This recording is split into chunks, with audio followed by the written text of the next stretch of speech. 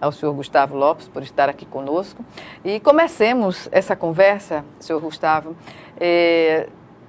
colocando aqui sobre a política ambiental do governo Renan Filho, desde 2015, o que o senhor considera como um desafio a ser ainda a ser enfrentado, e, no geral, que ponto a gente poderia destacar aqui do que foi já obtido êxito nessa tarefa de estabelecer metas anualmente para as questões que estão lá colocadas?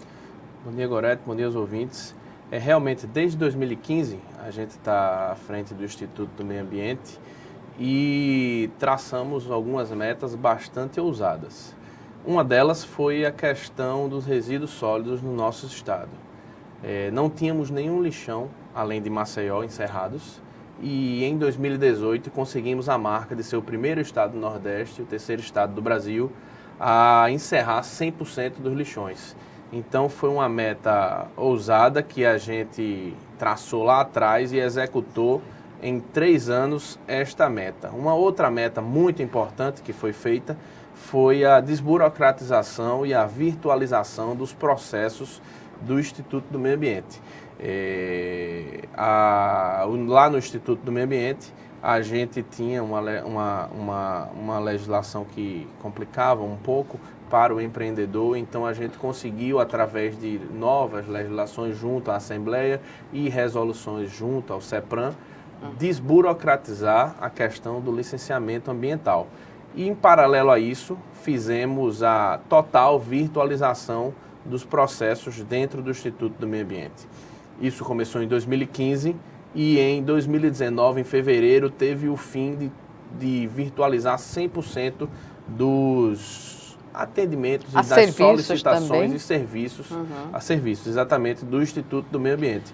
Hoje em dia, você quer entrar no licenciamento ambiental, você não precisa levar a documentação ao órgão. Você vai de casa, anexa os documentos e o protocolo virtual do IMA aceita ou recusa esses documentos, justificando essa recusa. Então, toda a tratativa é online também. Qual o número do telefone, do WhatsApp? O WhatsApp, ele tem um número que se você pudesse colocar na tela, me ajudaria, mas eu estou vendo aqui também, é o 988339397. Exatamente. Este WhatsApp, ele trabalha não só para essa parte de licenciamento, ele trabalha para todo o atendimento do órgão. Se você quiser falar com a fiscalização, é via WhatsApp. Se você quiser falar com o laboratório, é via WhatsApp. Se quiser falar com o setor de unidade de conservação, do administrativo, tudo via WhatsApp. Fácil como a central telefônica e tudo na palma da mão. Pois é, e esse atendimento, quer dizer, quando se estabelece uma ligação assim direta com a população, aumenta a demanda também do órgão. Aumenta muita demanda. Como vocês estão no campo da infraestrutura para fazer esse atendimento online, digamos? A gente tem uma infraestrutura física muito boa. A gente tem uma estrutura de pessoal razoável que a gente consegue atender essa demanda hoje em dia. Por não termos uma infraestrutura de pessoal tão grande, tivemos que ir por esse caminho da virtualização e do atendimento mais rápido. No WhatsApp, uma pessoa pode atender 5 a 8 ao mesmo tempo. Se fosse um atendimento presencial, ia ser uma pessoa por vez. Certamente. Então, a questão da virtualização também. A pessoa teria que vir ao protocolo do IMA ser atendida individualmente. Hoje em dia, ela anexa sozinha de casa. O protocolo que tem virtual tem 2 pessoas trabalhando, eles podem atender a 10 pessoas também ao mesmo tempo cada um. Então, isso a gente consegue atender mais gente com menos pessoas. Então, a gente avançou muito nessa questão e a gente considera a infraestrutura física e de pessoal do IMA adequada para a situação da Lagoas. Pois é, o senhor falou da infraestrutura. A gente conhece, sabe, aquele prédio belíssimo lá no Mutange, não é? E que vocês vão ser obrigados a saírem de lá. Exato. Por conta dessa questão da Braskem. Né? Assim como o Mutange, que é nosso vizinho, o campo, a gente vai ter que sair de lá, infelizmente.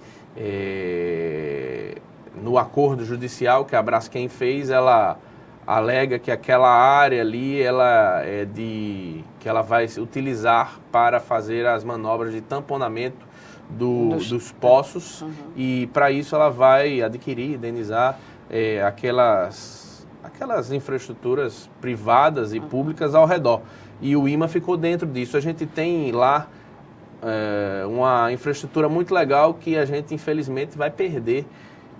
Lá hoje a gente tem um jardineto botânico que funciona muito bem, recebe crianças, a gente faz educação ambiental lá. Temos uma horta escola que funciona também muito bem lá. E tudo isso a gente vai ter que adaptar a outro local. A gente está em tratativas com a Braskem para ver se a gente não consegue toda aquela parte, não só do IMA, mas aquela parte que beira a Lagoa, IMA, Mutange, e indo ali à frente, fazer um parque. Eu acho que seria legal se a gente conseguisse, também junto à Braskem, que isso segurança para legitimar. A primeira parte tem que ser a segurança para isso acontecer. Não é? A segunda parte seria a Braskem, que vai ser a nova dona da área, fazer isso acontecer. E a gente está nessas tratativas. Eu acho que pode ser que dê certo. Com o governo, as tratativas estão caminhando tranquilamente, porque de parte da população do bairro do Pinheiro há muita controvérsia, né, na relação com a Braskem. Exato, tem alguns embates, alguma controvérsia, mas a gente está amparado aí pela Justiça, que entrou junto o Ministério Público, a Defensoria, os Ministérios Públicos, na verdade, estadual e federal, e fizeram um acordo que eu acho que facilitou as discussões para todos. Antes desse acordo estava bem mais difícil. Voltando voltando a essa questão do gerenciamento, o sistema de gerenciamento online, né, generalizado já para as ações do IMA, mas especificamente em relação aos resíduos sólidos aqui no estado. A gente montou, como resíduos sólidos, eu disse à senhora, foi uma das frentes de trabalho muito importantes da gente. Após o encerramento dos lixões, a gente começou a verificar no Brasil como estava o estado da arte de funcionamento dessa fiscalização. E fomos a Fátima, que fica em Santa Catarina, que virou agora para a IMA, o nome era Fátima e agora é IMA, e eles tinham um sistema lá de monitoramento dos resíduos sólidos no estado. E a gente fez um acordo com eles, eles mandaram esse sistema para a gente e a gente implementou aqui, aprovou via decreto do governador e está funcionando nesse primeiro momento para resíduos de saúde. Então, o resíduo de saúde, hoje em dia, ele, ao sair, o cara do resíduo de saúde do hospital, do local que produz o resíduo, ele insere no sistema, olha, estou enviando pela empresa tal, que vai fazer o transporte, tantas toneladas de resíduo tipo tal, que vai para o aterro tal. A empresa especificando o tipo que vai ser conduzido para o aterro. Vai. Então, essa pessoa que está no meio, que transporta, diz, ok, eu estou transportando, e tudo online. Quando chega no aterro, o aterro dá baixa dizendo, ok, recebi. Então, a gente consegue fiscalizar todo o caminho do resíduo. O resíduo não se perde pelo caminho. Todo o percurso que ele faz. Então, isso tudo é muito bom. Então, a gente tem a gestão desse resíduo de uma forma mais transparente e segura. E usando a informática para isso. Hoje, antes disso, a gente tinha que o quê? Estar fiscalizando caminhão por caminhão, fazia por amostragem e não conseguia fazer a contento essa fiscalização. Quando a gente usa a informática, a gente sempre consegue, com menos trabalho, chegar ao objetivo. Esse trabalho está sendo realizado na capital e em relação ao interior do estado. A gente sabe que ainda há municípios que não conseguiram estabelecer digamos assim, uma forma de captação desses resíduos, né, por meio de que não seja por meio do lixões.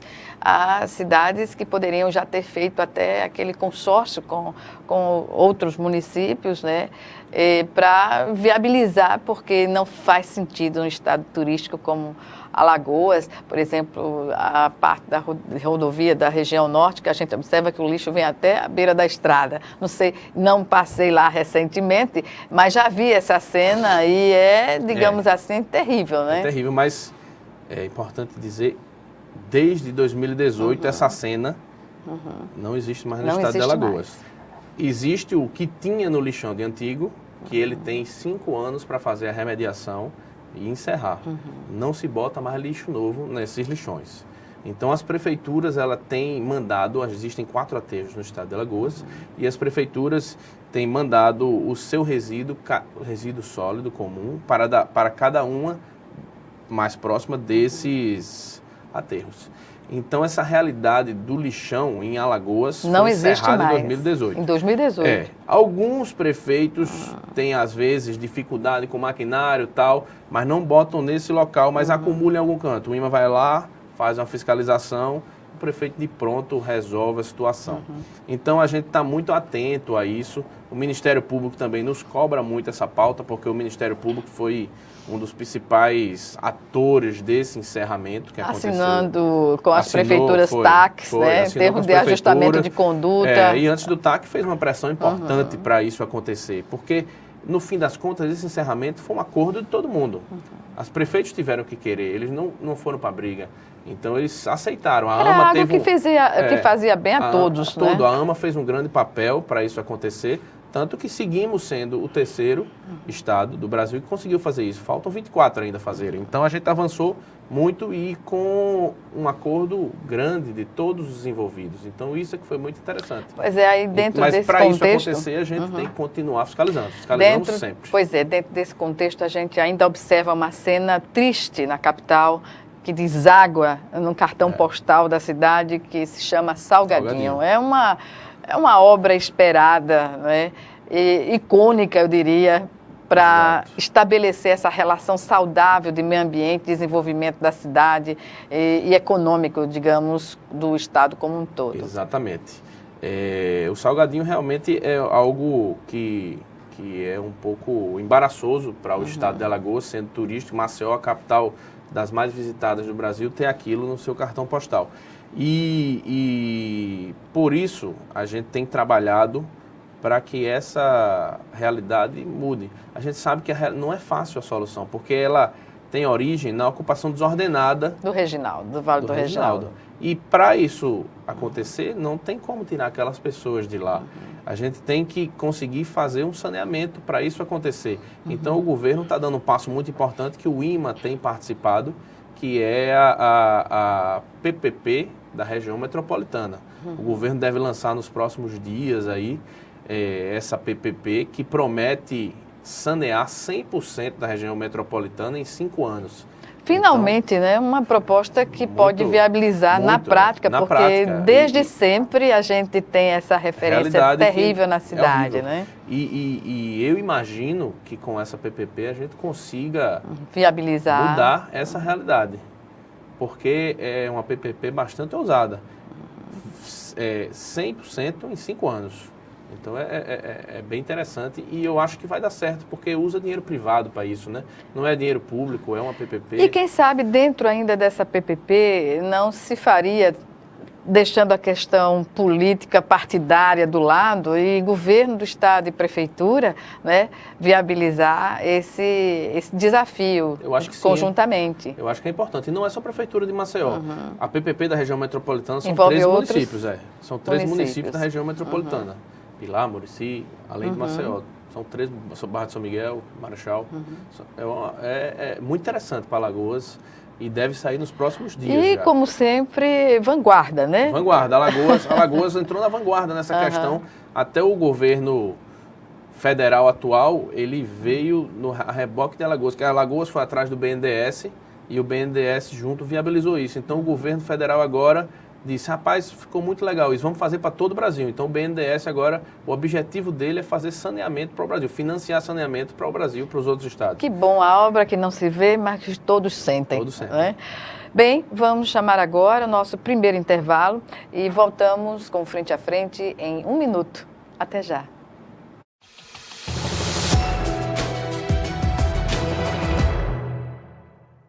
Esse novo coronavírus, que apareceu agora na China, no final de 2019, é transmitido provavelmente pelas secreções respiratórias, tem causado manifestações clínicas semelhantes à de uma gripe, febre, dor de garganta, dor no corpo, tosse, falta de ar. O que é que nós devemos fazer para nos proteger? Lavar sempre as mãos com água e sabão em torno de 60 segundos, ou então usar o álcool em gel, que é também muito útil para esses casos. Lembrar de, ao tossir, ao espirrar, usar um papel descartável ou a prega do cotovelo para espirrar ou tossir, evitando assim a dispersão das partículas respiratórias no ambiente.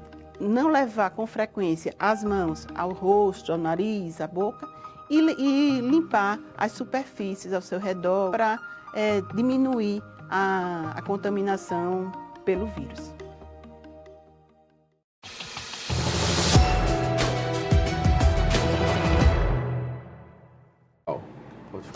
Estamos de volta com o Frente a Frente, que hoje recebe o diretor-presidente do IMA, o Instituto de Meio Ambiente de Alagoas, Gustavo Lopes. E vamos tratar agora de uma questão também que, digamos assim, é importantíssima para a preservação do meio ambiente aqui em Alagoas. Trata-se das unidades de conservação. Como a gente pode mensurar o trabalho que é feito no sentido de manter que nós temos ainda também de Mata Atlântica nesse estado, né? Exatamente. A gente tem um trabalho muito forte desde que a gente chegou, foi outra orientação do governador, que é avançar na questão da proteção do meio ambiente. E a melhor forma para isso acontecer é mantendo a mata em pé. Porque com a mata em pé a gente tem flora, a gente tem fauna, a gente tem tudo funcionando. Então, nesse caminho, a gente foi fomentar a criação das unidades de conservação. A gente tem em torno de 5 APAs em nosso estado, que são as unidades de conservação menos restritivas, mas fomentamos as unidades de conservação chamadas RPPNs, que são privadas, onde... As RPPNs, traduzindo para o telespectador, que não tem o conhecimento científico ou técnico sobre a questão. São as reservas do patrimônio natural. Um empreendedor, na verdade, o cara tem uma fazendinha lá e ele tem uma área de mata que ele diz, rapaz, eu quero manter isso. Aí, então, ele dá entrada no IMA para manter essa área perpetuamente e dentro do cartório, nunca mais, nem nas próximas gerações, poderá alterar isso. Então, essa mata vai ficar para sempre sendo mata. Então, essa área, que pode ser grande, pode ser média, pode ser pequena. A gente tem RPPNs gigantes aqui no estado e a gente alcançou um número importantíssimo, que foi o aumento de 150% do número de RPPNs e das áreas de RPPNs em nosso estado. Hoje em dia, a gente tem da cobertura do nosso estado, dos 100% da área do nosso estado, área do estado, 7,84% ocupadas por unidade de conservação. É um número interessante, isso tudo já foi um avanço proporcionalmente muito grande da gente. Sim. Proporcionalmente muito já bom. Houve antes situações em que foi observada uma redução? Redução de desmatamento? Dessa área, exatamente. Não, a redução da área. A redução veio sempre acontecendo, né? Até porque proporcionalmente. As criações de unidades de conservação, elas vieram mais recentemente e a gente, nesse governo, fomentou muito essa criação. Mas a gente também quando você fala de desmatamento, a gente tem, desde que a gente entrou, é desmatamento zero, proporcionalmente, que tem os estudos que acontecem aí a nível de governo federal. Alagoas é um dos estados que mantém desmatamento zero. Desde 2015 a gente mantém esse número de desmatamento zero, que ele pega uma margem, dá um máximo que pode ser desmatado em um mínimo e transforma isso em zero. Então, Alagoas é sempre zero na questão do desmatamento. Em relação às queimadas, o que a gente observa é que muitas vezes as áreas próximas às rodovias estão em chamas, né? Isso aqui é um risco. É um risco, A questão das queimadas em Alagoas, elas são permitidas.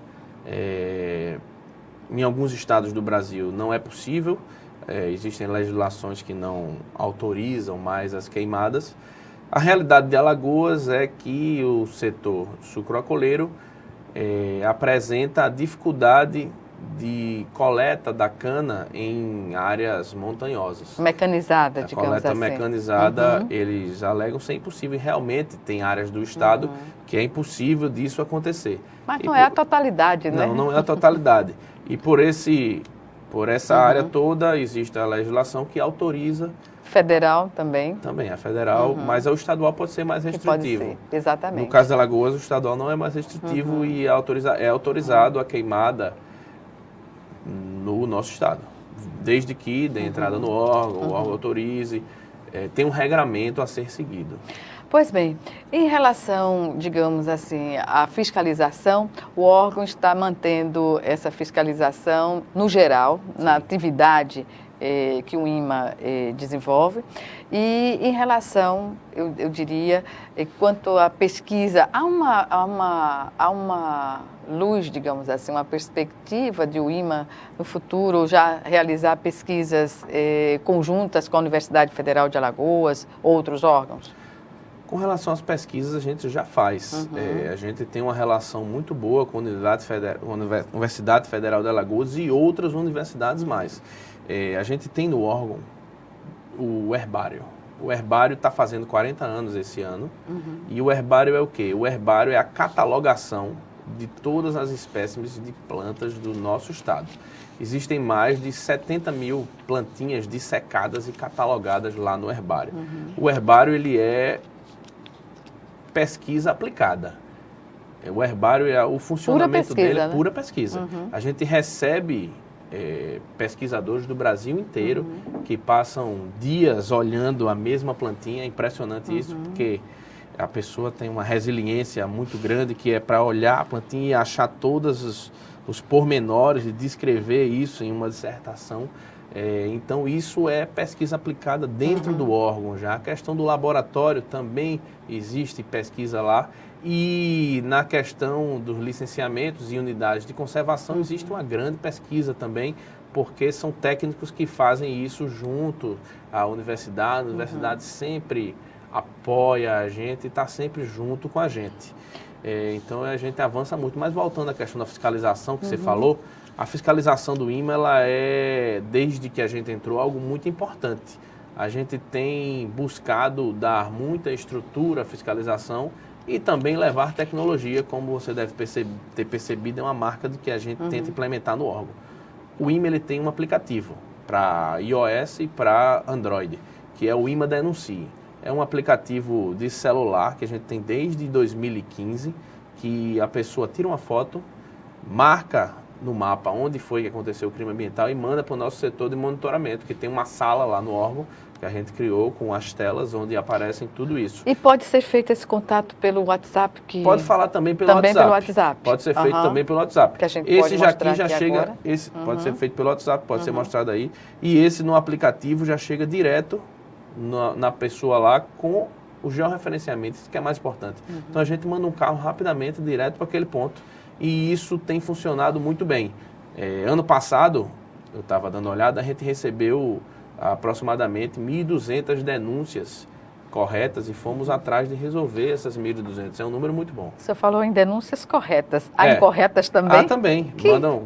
Tem pessoas que erram, que mandam...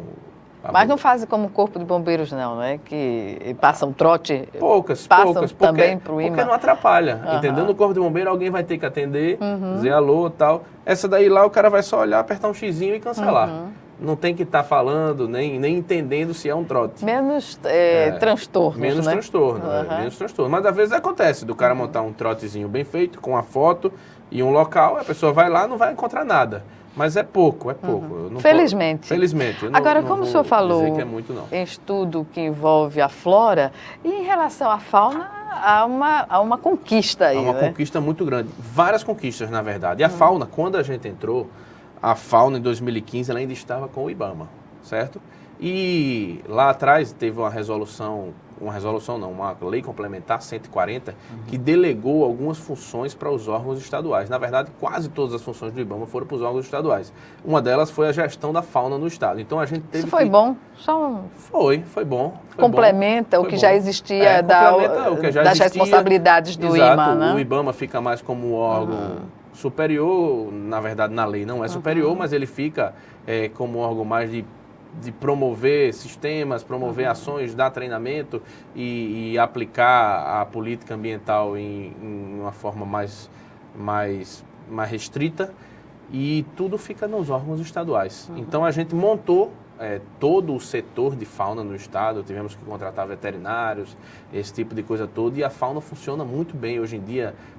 Quando se faz uma supressão do vegetal, tem que ter os estudos de fauna, tem que ter os animais enviados para os CETAS, que hoje em dia a gente cuida junto com o IBAMA. O CETAS é o Centro de Triagem de Animais Silvestres do estado de Alagoas. Isso acontece o quê? Animal que a gente pega que não poderia estar com uma pessoa, porque é um animal silvestre. Que não é autorizado. Então a gente pega, vai por setas para ele se recuperar, depois a gente soltar na natureza. Tem animais que não conseguem mais a recuperação, então a gente vai, coloca nos setas até um tempo de encontrar um mantenedor, que também podem ter mantenedores autorizados, em Alagoas tem, e disponibiliza esse animal para o mantenedor tomar conta.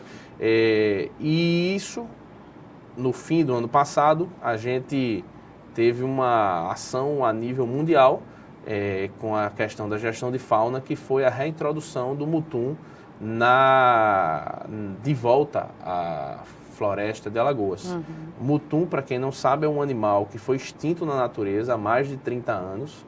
É uma ave preta, grande. Bonita. Bonita, E foi extinta totalmente. Então, o senhor abnegado lá atrás salvou alguns casais, levou para outro estado, fez reproduzir e demorou mais de 30 anos.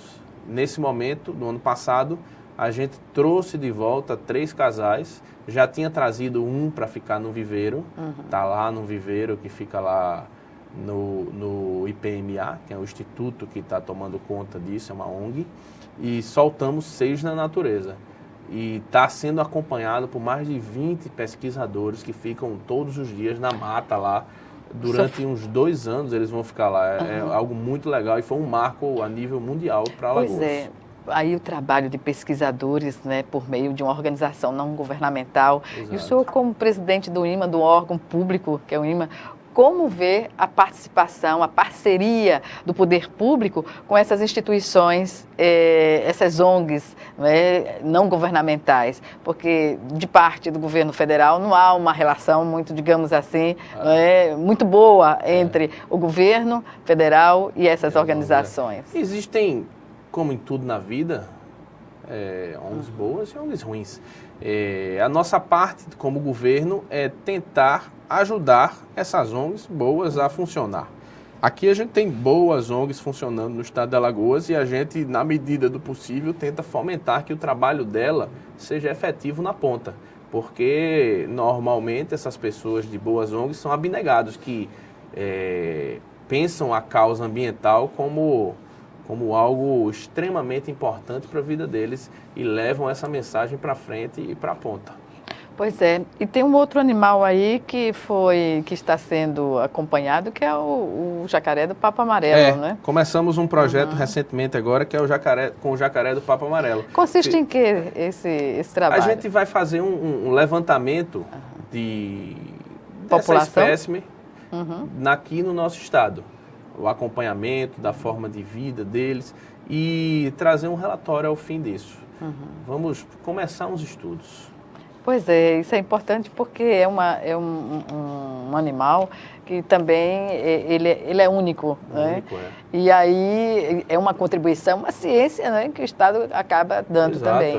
O ser humano ele tem que trabalhar com pesquisa e história, é isso que faz a gente evoluir. Exatamente. Bem, vocês têm programações sistemáticas e a questão da educação ambiental, o que representa no conceito, não é, de conservação e de respeito ao meio ambiente.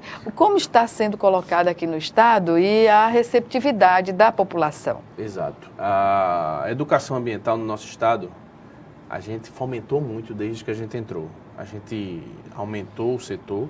É um setor que eu considero hoje grande lá no Instituto do Meio Ambiente e atua em vários projetos. Temos o projeto do Barco Escola, que é um catamarã que sai da nossa base na Ilha de Santa Rita, um catamarã para 50 lugares, que a gente leva estudantes, crianças em sua maioria, para fazer um passeio na Laguna Mundaú. Ela vai na parte degradada, mas também vai na parte que ainda está, como eu posso dizer, conservada. E vai com biólogo, vai com assistente social, tudo dando uma aula dentro do barco. É muito legal, sai em torno de 3 a 4 vezes por semana com escolas diferentes lá da nossa base de Santa Rita. A gente tem outros projetos mais muito importantes que eu posso citar. O Alagoas Mais Verde, que a gente já plantou mais de 700 mil mudas desde 2015 em todo o estado. É um projeto de plantio de mudas nativas em área urbana e em área rural também. que tem alcançado grandes resultados. O projeto Salsa Viva, que também é vinculado à educação ambiental, onde a gente recupera áreas de salsa de praia na nossa orla, que é linda e grande, e a gente precisa fazer essa recuperação e manutenção. Temos também o maior projeto nosso, que é o Nossa Praia. É um projeto de educação ambiental gigante, que a gente já fez algumas pesquisas, é o maior projeto de educação ambiental em faixa de praia do Brasil. Não sei se você já viu, tem umas plaquinhas verdes na praia do nosso estado, tem mais de 200 placas espalhadas com sacolinha biodegradável para as pessoas guardarem seu lixo, mas essa é apenas uma parte do projeto, porque essa plaquinha está ali porque a gente já envolveu o ambulante que está ali, ele toma conta da plaquinha, ele repõe a sacola, ele espalha os lixeiros nas cadeiras dele, nas sombrinhas. Exato, a gente faz competições entre eles para ganhar prêmios, então a gente engaja ele nesse sentido, estimula. Lá na praia ali em Maceió tem a barraca do 6 horas, que é muito legal, que ele abraçou muito essa causa, ele tem um chuveiro lá que é sem bomba, então ele usa a força motriz de uma corda puxando, ele utiliza nossas placas, ele faz toda a nossa orientação, então ele já foi um dos vencedores dessa ação do Nossa Praia, e o Nossa Praia é muito legal. A gente ainda vai falar sobre Nossa Praia no próximo bloco. Um instantinho só, mais um intervalo do Frente a Frente, que volta em 1 minuto. Até já.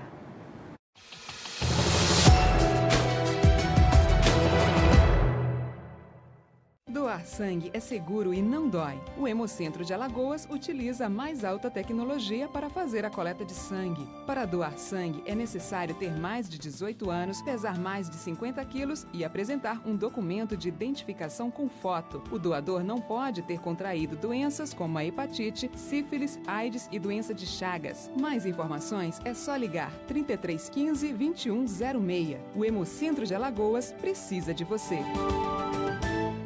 Calma, Chico, vai devagar. Você anda nervoso. Nervoso por quê, amigo? Baixaria. O que você fez ontem? O que tá acontecendo?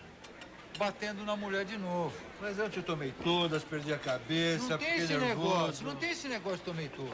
Aqui todo mundo toma e ninguém bate em mulher, só você. Bebida não é desculpa. Onde tem violência, perde a mulher que apanha, os filhos e você. Homem que é homem, não bate.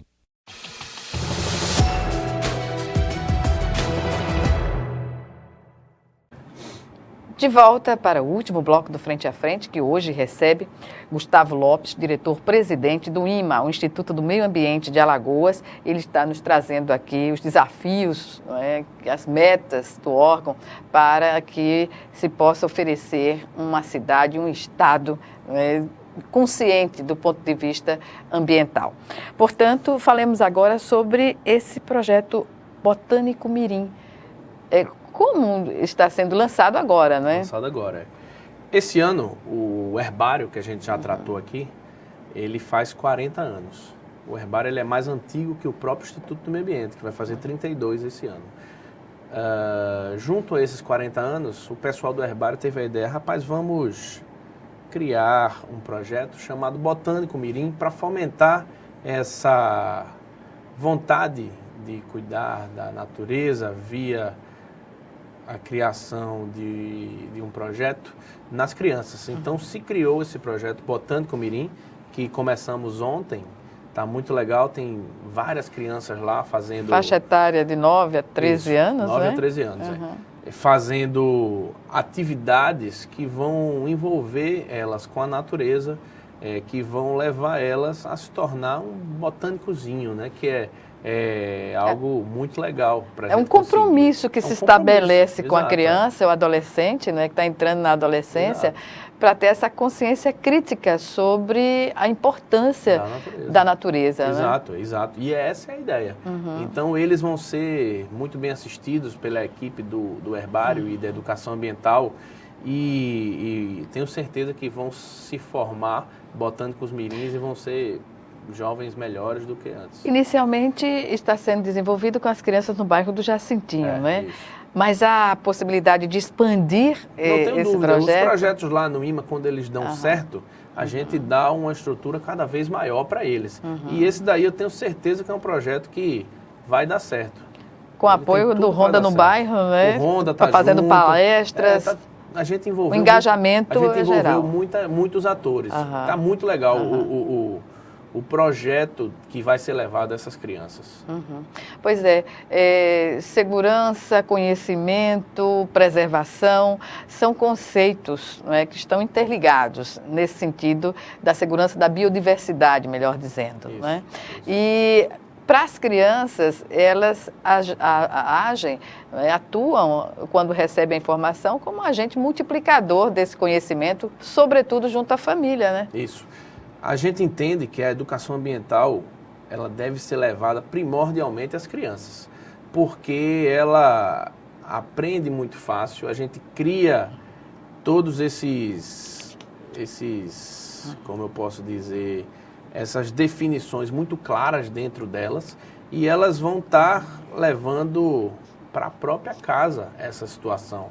Fora de levar para a vida, quando tiverem maiores, elas vão levar para casa imediatamente. Um pai joga um lixo na rua, ele vai e reclama, pai, rapaz, não pode. O pai não vai fazer isso de novo, porque não vai passar essa vergonha perante o filho novamente. Então a gente leva essa mensagem à frente e leva de uma forma muito boa, porque ela leva a mensagem agora para casa, mas no futuro ela leva para a sociedade. Pois é, vira uma prática de vida, não é? Exato, vira uma consciente, prática de vida. cidadã. Exato, e tudo isso a gente tem percebido nas nossas ações de educação ambiental. A educação ambiental é algo muito legal. Como eu estava dizendo, aquele projeto Nossa Praia, que começou em 2015, a gente já percebe as nossas praias muito mais limpas de lixo, que não foi oriundo da coleta do poder público, foi o sujar menos da população. Que tem que colaborar nesse sentido, né? O slogan do projeto é a praia é nossa, o lixo é seu. A gente observa, entendeu? pois é, a gente observa que as enchentes causadas pelas chuvas agora do verão, fechando o verão, não é? As chuvas agora de fevereiro e março, muitas cidades viveram enchentes porque as pessoas varrem suas calçadas e jogam lixo no bueiro, na porta. Vai no bueiro, entra no bueiro, pois é, tampona. É como se aquilo, é como colocar embaixo do tapete o que está sujo, né? Isso é um conceito que tem que mudar. Tem que mudar, mas é como eu digo sempre, a natureza, ela não falha. Ela vai dar o retorno, ela vai cobrar, ela vai cobrar tudo que você fizer. E é só uma questão de tempo, é só né? esperar. Pois bem, dentro dessa programação especial na praia, também há, na verdade, a programação vai ser na praia, dedicada à mulher, que estamos na Semana Internacional da Mulher. Exato. O projeto Nossa Praia, para vocês entenderem, ele é um projeto longo. Ele começa antes do verão e vai até depois do carnaval. Então o carnaval já passou, a gente ainda está com o projeto ativo. Devemos parar quando vier as chuvas. A quadra chuvosa aí. A quadra chuvosa, mas é um projeto longo que é feito em todo o estado. Em Maceió é um dos principais locais de atividade. E esse fim de semana vai ter ação na Rua Fechada, vai ter uma ação mais voltada para as mulheres, porque está na questão da Semana das Mulheres. Então teremos ações voltadas diretamente para as mulheres, teremos as ações normais de educação ambiental para as crianças no local, com jogos, com os animaizinhos que a gente leva da nossa praia, que é o Astro e a Dorothy, que são personagens montados, que é um peixe-boi e é uma tartaruga montada, é bem legal, as crianças gostam muito. Vai ter até uma bandinha lá no dia lá que a Secretaria de Cultura conseguiu organizar para a gente ter uma banda no dia. Então a gente faz sempre essas ações na Rua Fechada, tenta sempre levar uma banda, vai ter aula de zumba, tal. Vai ser legal. Estou vendo aqui também, vão expor com o apoio do Batalhão da Polícia BPA, Ambiental. A gente expõe os animais empalhados. É uma curiosidade, sobretudo para as crianças, adoram, né? São animais que foram encontrados mortos, tal, e eles fazem o empalhamento disso. É algo que funciona bem, como educação ambiental. Pois é, e me chamou a atenção também que haver digamos assim, coleta de óleo de cozinha para a produção de sabão. Isso. Vai ter uma aula também de como... Sempre a gente leva essa aula. Essa aula de fazer sabão, a gente leva sempre para os interiores. É bem legal, a gente leva um povoadozinho assim, a ensinar as pessoas a ter uma forma de ter renda. Essa questão do sabão, a gente consegue levar essa ideia, que é utilizar óleo de cozinha para fazer sabão. É algo simples, que a gente dá essa aulinha, sempre funciona. A questão também de utilização, reutilização de papel. A gente tenta levar ações de reutilização com forma de gerar renda para a população. Pois é, essa questão da reciclagem do lixo, não é o conceito que tem que a população vai ter acesso também na praia, lá na área. Tem, sempre levamos. Levamos uma aulinha de reciclagem, né? Mostrar o que é cada resíduo, o que cada resíduo pode ser colocado para onde, o que pode ser refeito daquele resíduo. Então, tudo isso é levado também. A gente leva toda a nossa estrutura de educação ambiental para essa ação do Nossa Praia no dia. É bem grande, são 5 tendas que ficam assim, uma ao lado da outra, e a gente leva negócio de pilha, reutilização de mercúrio, a gente leva como muita condicionar, ação. Porque pilha é... Tudo isso. Pilha é resíduo perigoso. Exatamente. Tem que ter um condicionamento correto e tudo mais. Pois bem, no interior do estado, interiorizar essas ações do IMA, como vocês têm viabilizado isso? A gente tem interiorizado muito essas ações do IMA desde o nosso início. A gente tem um projeto chamado Caravana Ambiental, que leva todas essas ações para o interior. A gente leva a ação do Alagoas Mais Verde, que é plantio de muda. A gente leva a ação dos jogos ambientais, que antes a gente junta com os secretários de educação, 3 a 4 escolas, faz numa quadra, uma gincana grande, onde as crianças vão competir com temas ambientais e o grupo vencedor... Um desafio saudável, né? É um desafio saudável. E o grupo vencedor tem como prêmio a vinda para o Barco Escola, por exemplo, ou então a gente leva para ver o peixe-boi. A gente tem premiado as crianças vencedoras com ação de educação ambiental. Então o ciclo se fecha. Então a gente leva muito essa ação de educação ambiental para o interior também.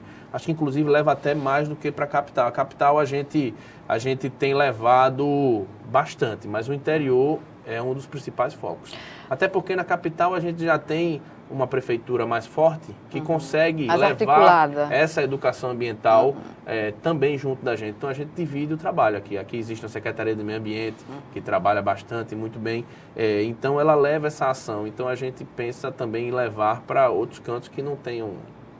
Tem criança que nunca viu nem o mar, na verdade. A gente faz uma gincana dessa e quando leva o menino para a lagoa, ele fica deslumbrado, porque a lagoa passa pelo mar, vê tudo ali. É muito legal. É legal para as crianças e também para quem está envolvido no projeto, não é? A equipe da educação ambiental são pessoas que gostam do que fazem, entendeu? Então, eles ficam muito satisfeitos com isso. Em termos de orçamento para o IMA, tem sido suficiente para o desenvolvimento dessas ações, sejam elas compartilhadas ou não? Como ocorre? A gente tem um orçamento enxuto, mas um orçamento que conseguimos fazer tudo que está previsto no nosso ano. Não falta recursos para viabilizar essas ações? Não, sempre que precisamos de mais, solicitamos aporte. Pouquíssimas vezes precisou disso.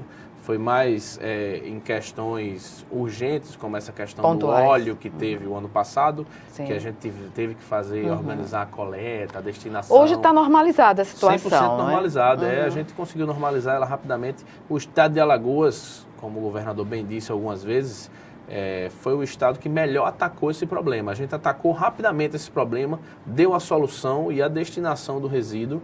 E enquanto outros estados ficaram patinando, esperando o governo federal, a gente não esperou.